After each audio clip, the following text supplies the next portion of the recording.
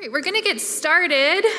Good morning, everyone. My name is Emily Norman. Continue, make yourself at home, keep getting coffee, keep getting food. Bathrooms are just around the corner. But good morning. I'll try not to be long-winded here so we can get to our fabulous speakers. I've met some of you I haven't. My name is Emily Norman. I'm the Lilly Endowment Museum Fellow in Religion and Spirituality in the Visual Arts at the Rachlin Murphy Museum of Art here at the University of Notre Dame.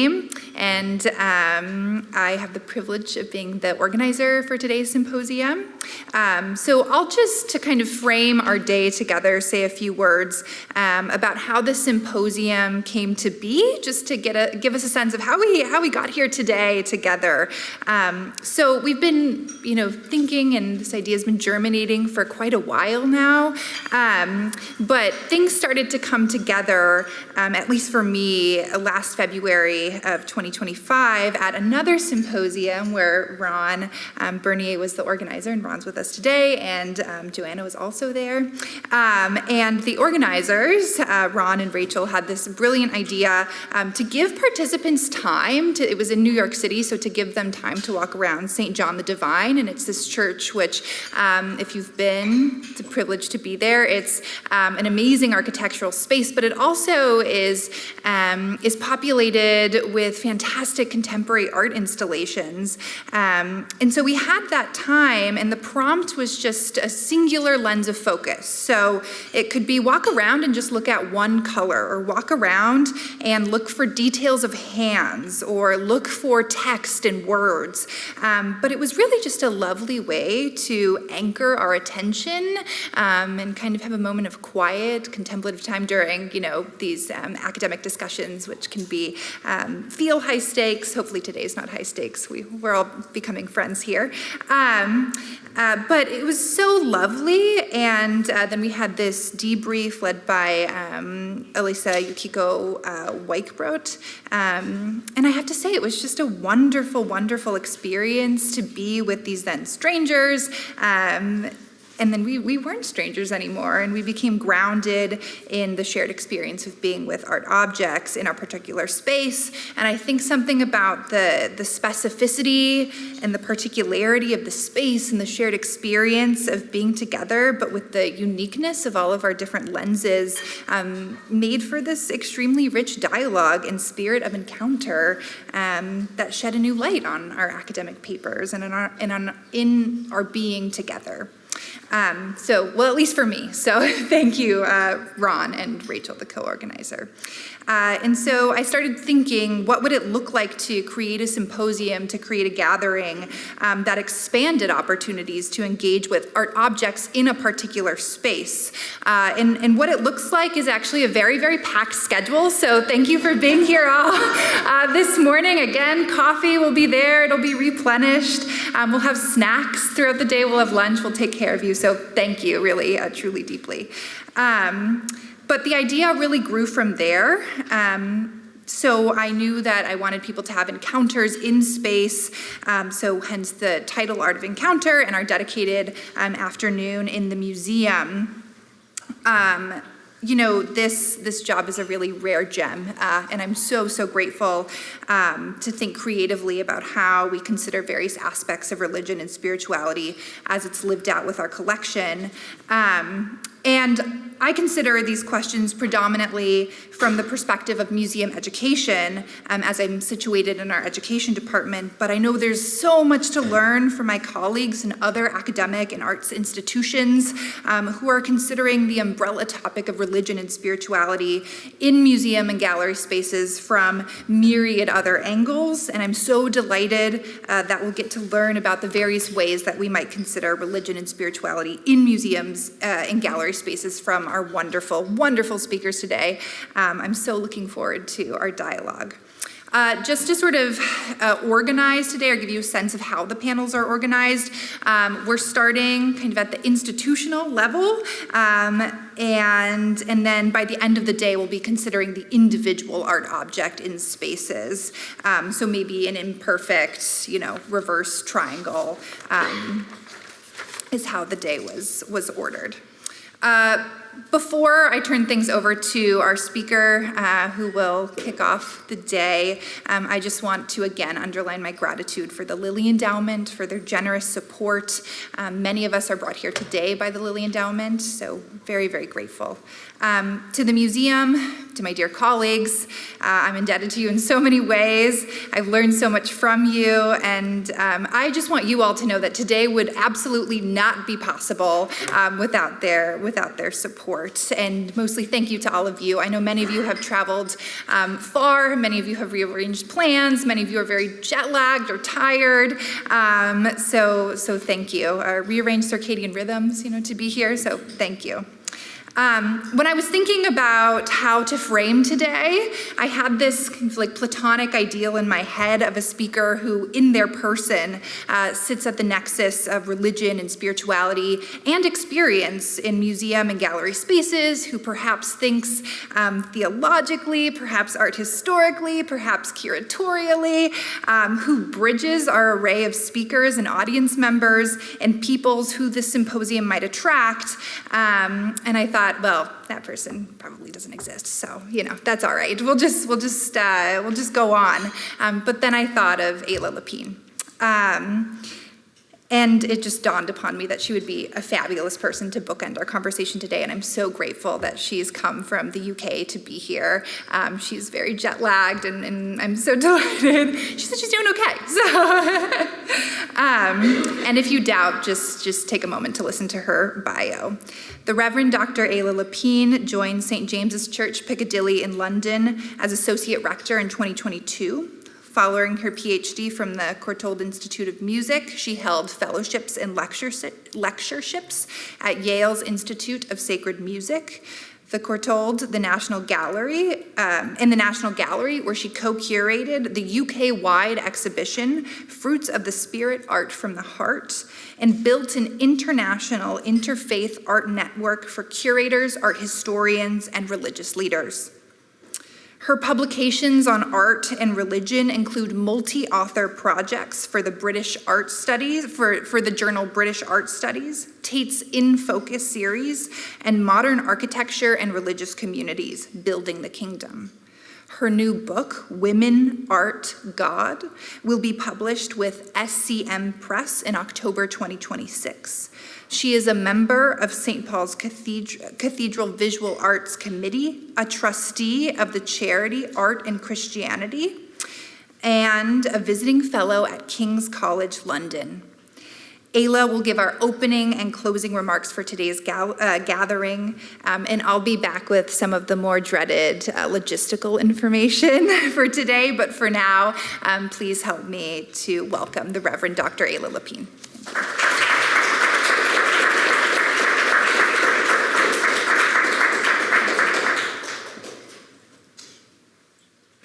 I'm happy. I'll do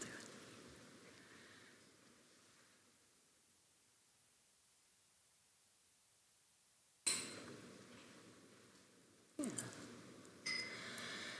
It's an honor to be here with you all, and may I express my gratitude as well to everything that makes this possible.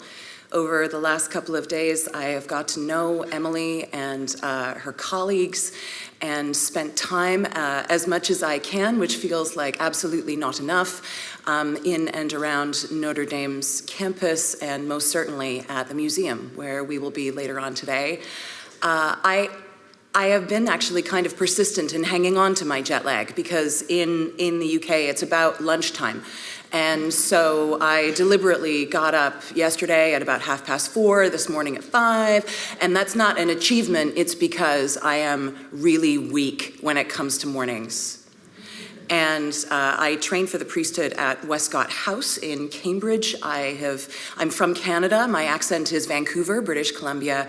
I've lived in the UK for the last 23 years. Still sound like this, I don't know, it happens. And at Westcott House, part of being in that seminary is that each morning we have morning prayer at 7:30 in the morning, and each evening Compline was around about 8:30. So it's a very Benedictine Anglican rhythm within which everything happens. It's extremely intense, unfortunately, and I will happily go on record saying this. These kinds of experiences of pace, academia certainly prepared me for that, but probably in a fairly dysfunctional and unhealthy way. I don't know, maybe you'll resonate, maybe you won't, I don't know. And I did get it down to an art that I was capable of waking up at 7:28 and still getting to chapel. I know, but I always sat in the back. I have two things to pass around. Both of them are tactile, and both of them have a bit of a story. This is just my watch. It has a New York story, and if you look at it closely, it also has some gentle intersection with your experience of St. John the Divine, the cathedral in New York. This, you'll see, it's a rosary, and this too has a story. It was given to me by one of the monks at Farnborough Abbey in England. And he gave this to me because I noticed that my little metal rosaries, they kept breaking because I keep them in my pocket and things like that. You know what I mean? If you get like little pliers, they go to the rosary hospital a lot. I'm not that dexterous. And so he very kindly sent this to me in the post, and Brother Aelred said, it's virtually indestructible. So I hand these to you, and just make of them what you will. Oh, thanks. Thank you. And, trust. I'll get them back at the end, no worries. My travel book, which I found by chance at Heathrow a few days ago, is Simone de Beauvoir's journals from her travels in the United States in 1947, called America Day by Day. She didn't visit South Bend, but she did visit Chicago, 21st of February, 1947. As in Washington, I first take refuge in the museum. At the Art Institute, there is a magnificent collection of Impressionists and contemporary paintings. For the 2 hours I spend looking at them, I feel solid ground beneath my feet. But as soon as I'm back on the terrace, on the lake shore, and on Michigan Avenue, which winds out of sight, I'm gripped by anxiety that verges on anguish. I love the hard line of the skyscrapers. They are more massive than in New York, and they're purer. No Renaissance windows, no Gothic bell tower. They were built at a time when the skyscraper had won the game and needed no more excuses for itself. And it turns out, just at random, that the bookmark that I chose is a little prayer card of Our Lady of the Virgin Mary as Untier of Knots. So if you're aware of this image and this tradition of Mary, the Mother of God, then you know what I'm talking about. And if you're not, then there are breaks today, and I'm very happy to explore further. Those of you who know the museum on campus will recognize these details, I'm sure, and I have been spending the last couple of days being attentive, looking closely, and that continues to inform my practice, and I'm sure yours wherever I go, partly because our brains and our lives are so busy, so profoundly overstimulated. And so I am consistently inspired by the paradoxical nun who worked in Los Angeles. Her name was Corita Kent, and she was particularly active and influential and deeply controversial in the 1960s. And so this image, Go Slow, used to be, I printed it out and I had it inside my phone case. And every time I picked up my phone, I would look at this thing and think, no thanks. She manipulates images using all kinds of different technology. She's a screen printer, so there's something about being able to create things again and again, as well as manifesting a uniqueness of vision in the process. She's a teacher, and she set these assignments for her students, which were legendarily intensive, like make 200 drawings of a tree by tomorrow morning. good day to you, you know, and that was one of the simple and very easy ones. And so that sense of discipline connected to her sense of imagination is one of the things that in practice as well as in outcomes I've been curious about for a long time.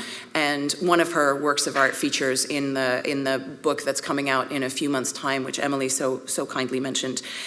This line, find a place you trust and try trusting it for a while, comes from what she called her 10 rules for the Immaculate Heart College art room.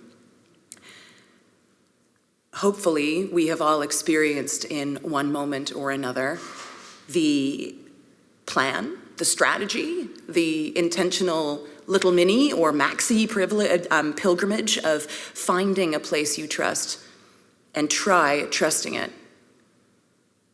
This phrase is, I think, almost playful, and it also reminds me of, in its tiny, teeny word, try, of essay, because I've been an academic for a long time, and many of you are also engaged in higher education.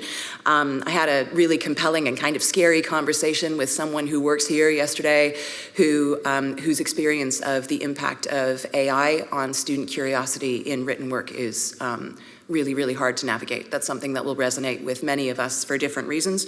And essay comes from French, essay, and it means try, attempt. Find a place you trust. That's kind of insistent language. Do it. There are many people in this world at the moment who, whether they have intentionally tried or not, have yet to find a place they trust. Trust is earned. Trustworthiness is connected to courage, to openness.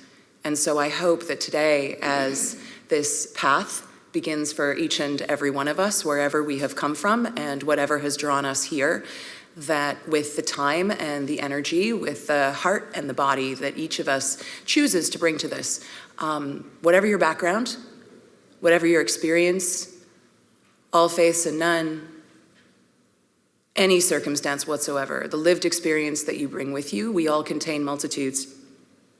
And so maybe, whether or not we find a place we trust within ourselves and in and around these spaces, near and far, we can try some stuff out.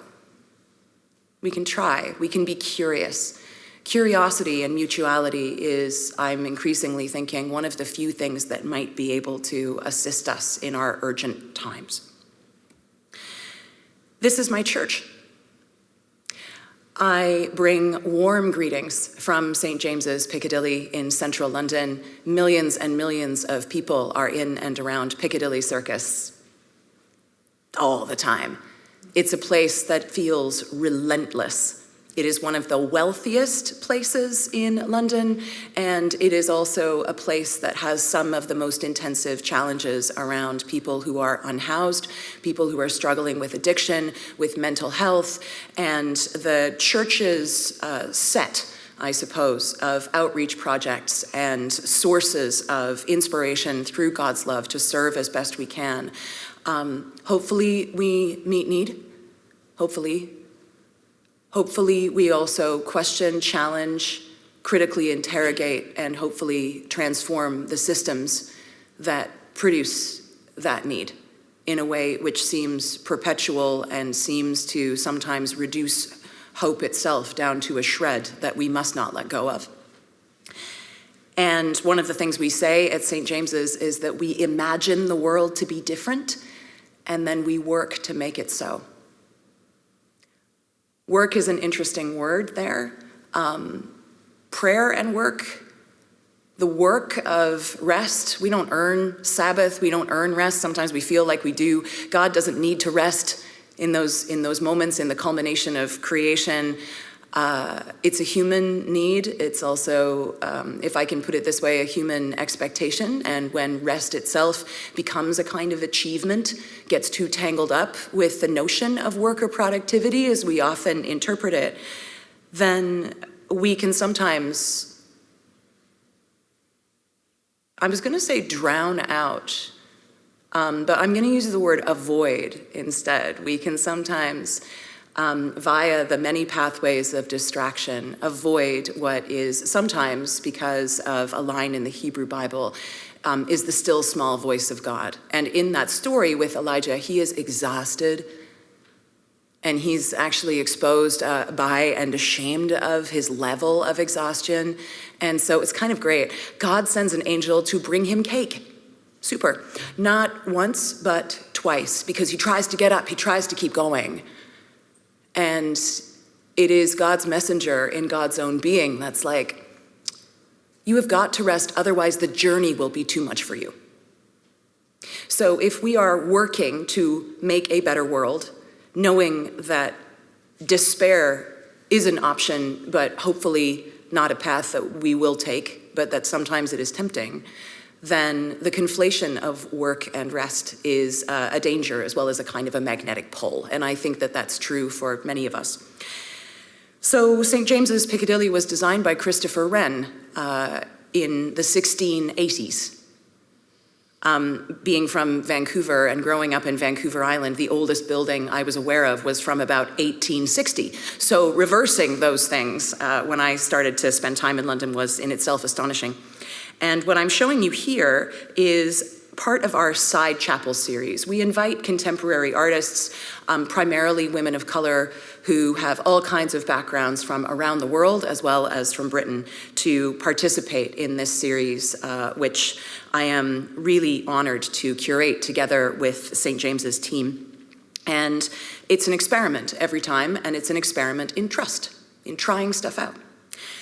This was in St. James's for October last year for Frieze Week. Some of you will be familiar with Frieze, massive art fair. We do it in London, and of course it happens in New York as well. It's part of a major set of seasonal, I guess, intensive displays of contemporary art. And this is by Tuli Makonjo, who is a Namibian artist represented by Guns and Rain Gallery in South Africa and by Hales Gallery in New York and London. She had a solo show in New York fairly recently and is one of Namibia's most significant and challenging and daring artists, yearning for liberation and for authenticity, and strongly critiquing patterns of destruction and trauma associated with Christian missionary colonialism. We talked online in order to discern what she might like to make. I'm always wildly confused, and I really do say that, when artists say yes, especially if we've not met before. Nearly all these artists, they've never exhibited in a place of worship before. That's kind of part of the brief. So it's not necessarily a known thing, or if it is a known thing for the artist, it can be a real risk. And it's also even annoying because it's a grade 1 listed building. You can't put anything up on the wall. You can't nail anything into anything else. The wall, which is a very enticing space for art, is actually really wet. The plaster is super crumbly. And so it's an experiment in contending with a complex space, which is not only complex because it's consecrated, it's a working Church of England church. Masses, the Eucharist regularly. This altar moves back and forth. So what you're seeing is the altar in the side chapel together with the temporary altarpiece that Tuli devised based on archival photographs, which primarily are in European collections. There's something very interesting about having to pay license fees as an artist from Namibia to spend time with Namibian photographs taken in a missionary context. Like, come on, right? And we had no idea what she was making. And there was this question about the altar frontal. Will it be there on Sundays? Is this an exhibition? Is this something that's liturgically active? Is it present in the midst of the people? And I was like, yeah, hopefully we will have it, because our congregation in London is going to meet this congregation. How dare we consider, even for a moment, and thankfully we didn't, which was great, removing this and saying, okay, on Sundays we do this, but then the rest of the week we have this exhibition, and then things kind of move around. It wasn't even a discussion, really. And the only question that we kind of talked about together came from Tuli, where she was like, well, is there anything off limits? And I said, no, do your thing. Just do your thing. And so this is what she made. This is what we've had most recently in this exhibition series. It's by Joke Amusan, so you see an installation shot of her. Joke is in red there, and her sister, Lara, who's a photographer, and they came in with ladders with our building team and started to figure out what to do with that enticing space that you can't hang stuff in. We had an artist come in last year for Pride, a trans artist, and they made this work, and when they made the work, they were like, this thing is 5.3 kilos.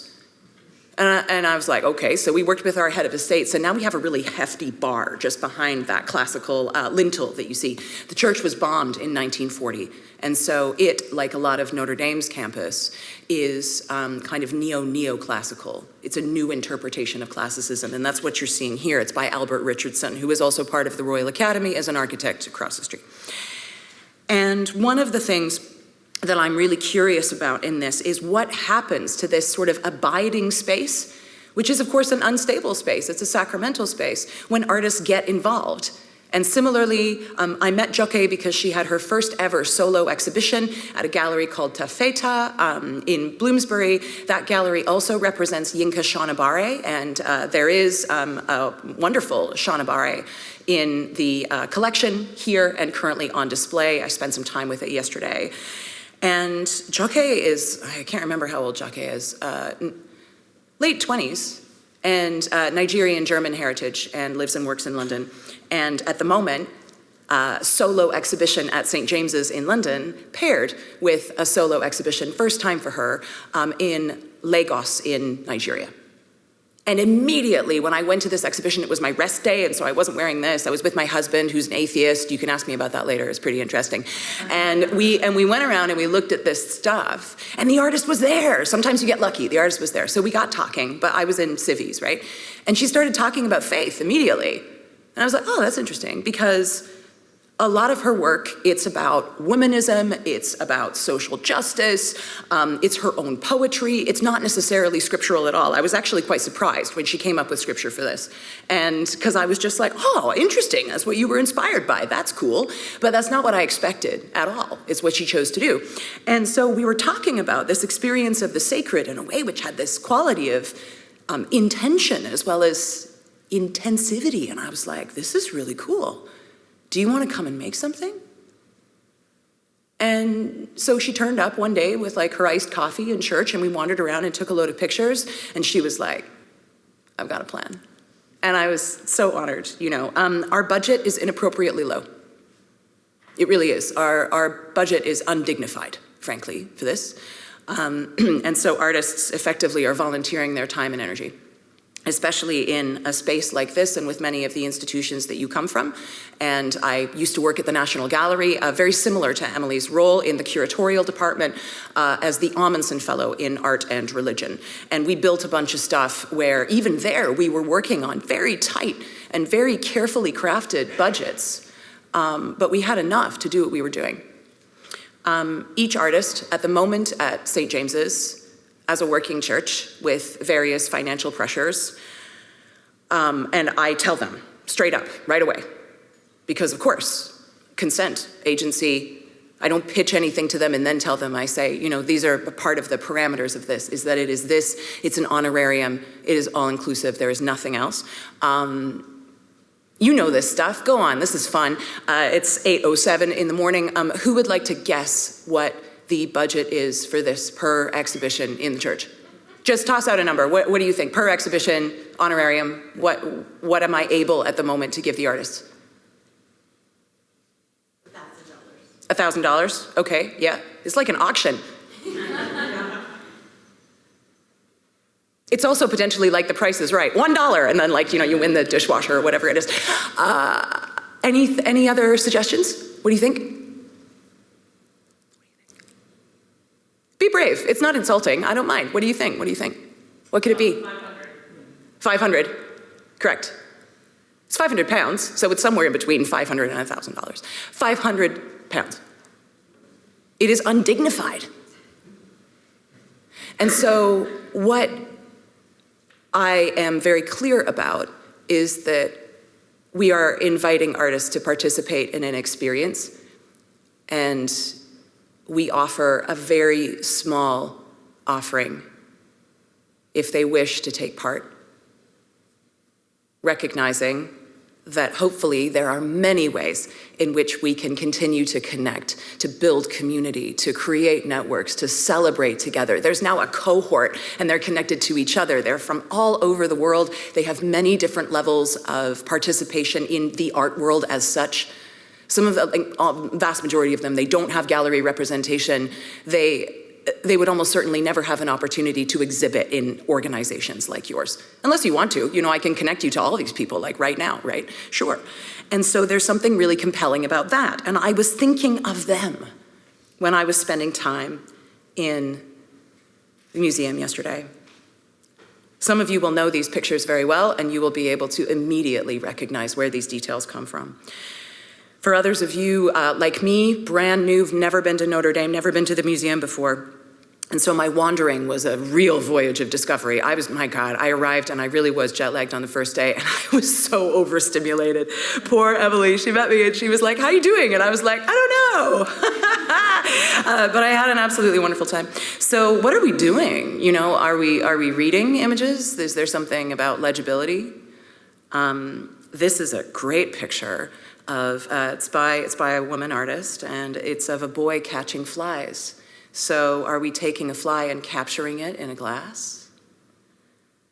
Are we doing something else?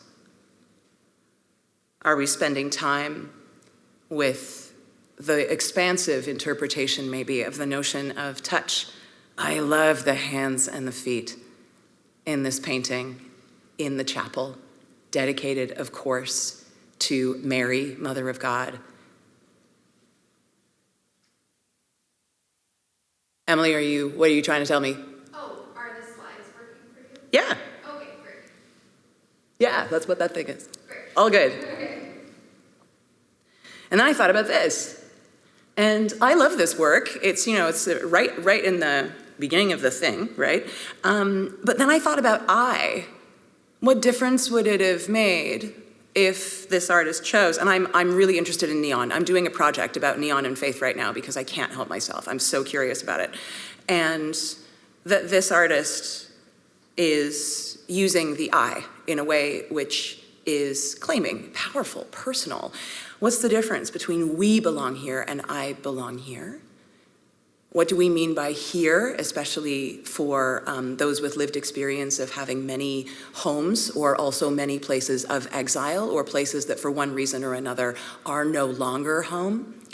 And belonging, because of the way that the script kind of works, I noticed the word long, and I noticed the kind of immense curve, the drawing out of that G and that H, and I thought it was really cool.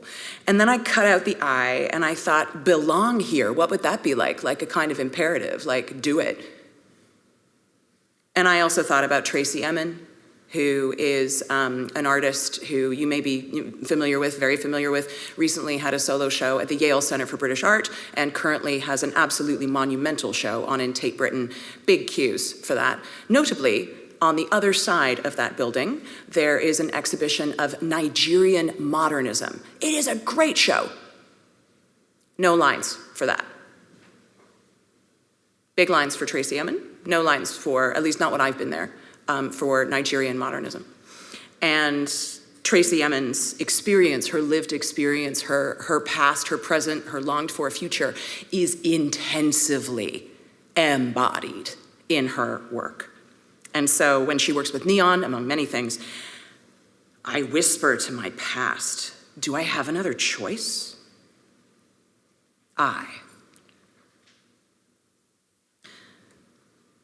here's another American work, which is currently in the UK.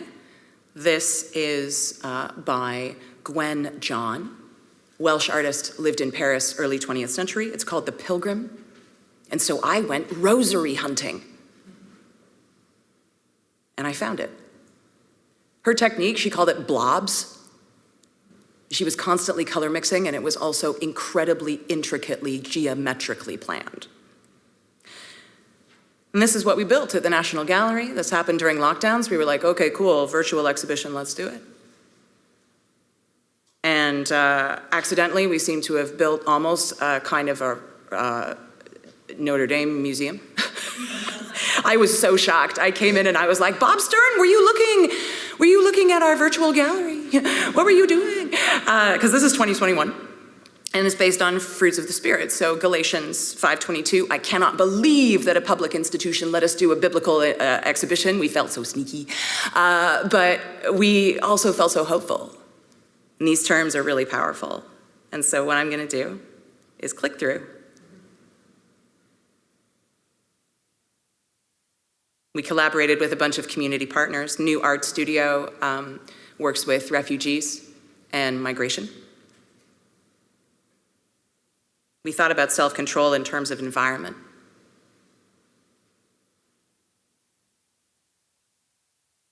And when I spent time in the chapel and in the museum, of course I spent time praying, but I did not just pray in the chapel. I also spent time in the chapel kind of like not praying, which is when I, by chance, met Joe, you met your marvelous director, and waited until you left to take my shoes off and lie on the floor. Because I was a little bit like, we met for 10 seconds, you were with someone else. I was like, it's gonna be weird. But I think probably I'd do it now, so I plan to do it this afternoon. And those of you who spent time with that object, now you will recognize what I was doing, using it as a viewfinder as well as prayer. It's 8:15, I'm gonna get out. I'm gonna get out of here. We've got a day ahead, and I'm so grateful that we're all part of this day together. Let's see what we can make. It's gonna be cool.